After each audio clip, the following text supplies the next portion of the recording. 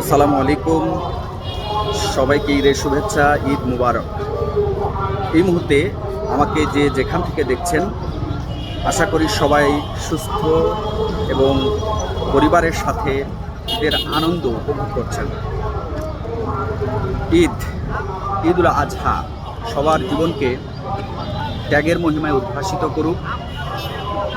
কোরবানির শিক্ষা প্রতিটি মানুষের ব্যক্তি থেকে সামাজিক জীবন পর্যন্ত সর্বস্তরে ছড়িয়ে পড়ুক, সেই প্রত্যাশা রেখে শেষ করব।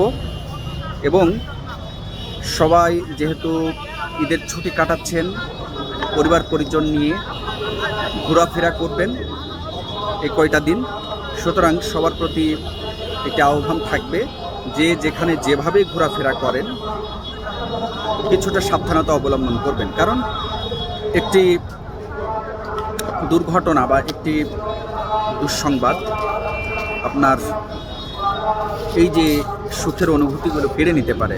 কারণ গতকাল আমি আমার এলাকার আমাদের খুব কাছের এক ভাতিজা সে সড়ক দুর্ঘটনায় শেষ নিঃশ্বাস ত্যাগ করেছেন।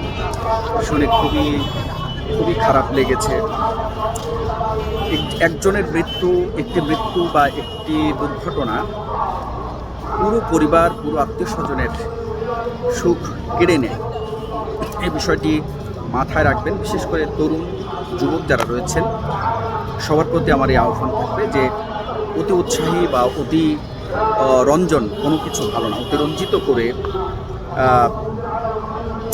আনন্দ করতে গিয়ে যেন বেসামাল না হয়ে যায়, সেই বিষয়টি সবাই খেয়াল রাখবেন। ঈদের আনন্দ সবাই উপভোগ করুন এবং ঈদের যে মহিমা, ত্যাগের মহিমা, সেটি সবার জীবনকে আরও শিক্ষণীয় করে তুলুক। সবার জীবনে ঈদের শিক্ষা ছড়িয়ে পড়ুক, ব্যক্তিগত জীবন থেকে সামাজিক জীবন পর্যন্ত, রাষ্ট্র পর্যন্ত। সে প্রত্যাশায় শেষ করছি। আবারও ঈদের শুভেচ্ছা, ঈদ মুবারক। আসসালামু আলাইকুম।